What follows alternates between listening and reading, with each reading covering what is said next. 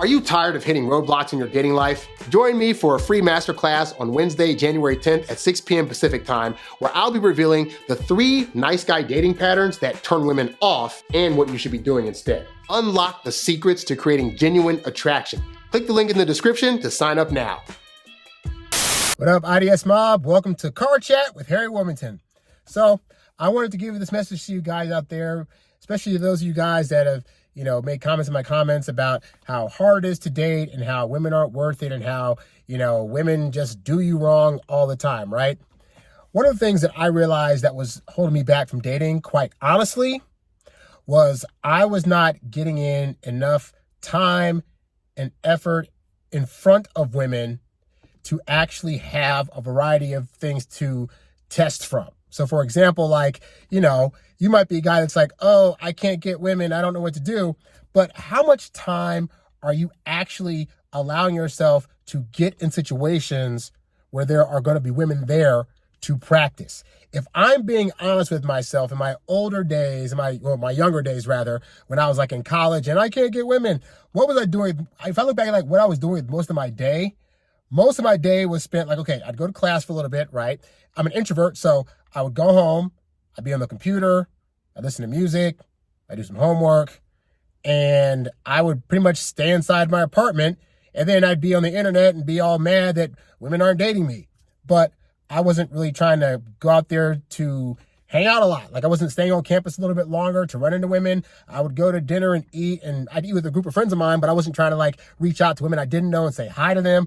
When I went to school dances, I would mostly be to myself. I'd occasionally go up to a woman and try to get behind her and start dancing. But I realized I wasn't actually putting forth a lot of effort. Now, to be fair, part of that was because, in my high school days, my dating wasn't the best either. And so I already had a negative idea about what was going to happen if I even tried. Oh, I'm going to approach this girl, but if I do that, she's probably going for guys that are taller than me or have more money or look better and blah, blah, blah. So I'm not even going to try.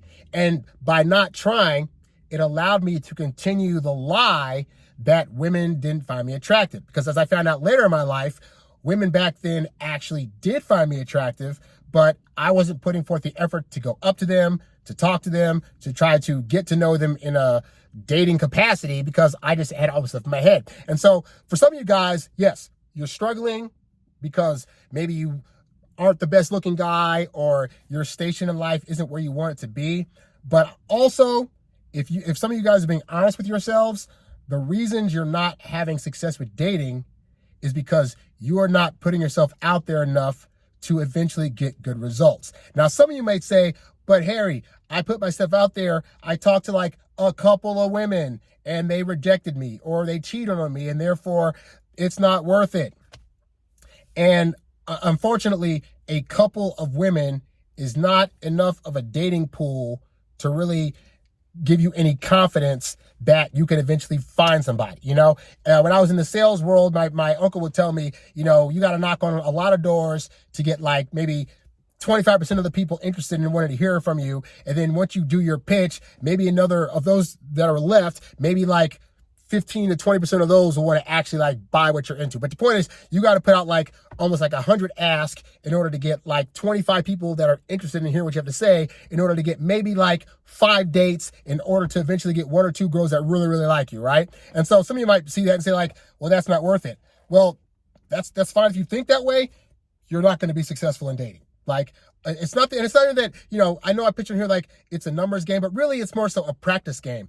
As you practice with more and more women, it'll actually become easier to get yeses a lot faster. But part of that's because you'll be able to build up things like how to talk to women, what women are into, how to make them laugh, how to be more confident around them and less anxious, which would then push onto her the energy that, oh, you're a cool guy, therefore she should be cool with you also. And you don't get that practice if you're just in your head thinking, oh my God, women are going to reject me. And then you don't actually go out there and try. Now, for some of you younger guys, if you're in your early teens or late teens or whatever, and you're not getting a lot of success, this is actually the time when that should be happening. Because I always thought about dating like this, right? Another part of my struggle with dating, honestly, was that I always had this realistic thought that, in my teens and 20s, if I were to get with a woman, I don't have a job that pays a lot of money, so I can't support myself, let alone support them. Therefore, I'm not at the age where I'm even responsible enough to be able to handle a relationship. And so some of you might be in that same thought process. In hindsight, I find that that's not true. I could have met somebody and then built with them. But the point is this: if you're that age now and you're thinking, I don't want to make all these mistakes. No.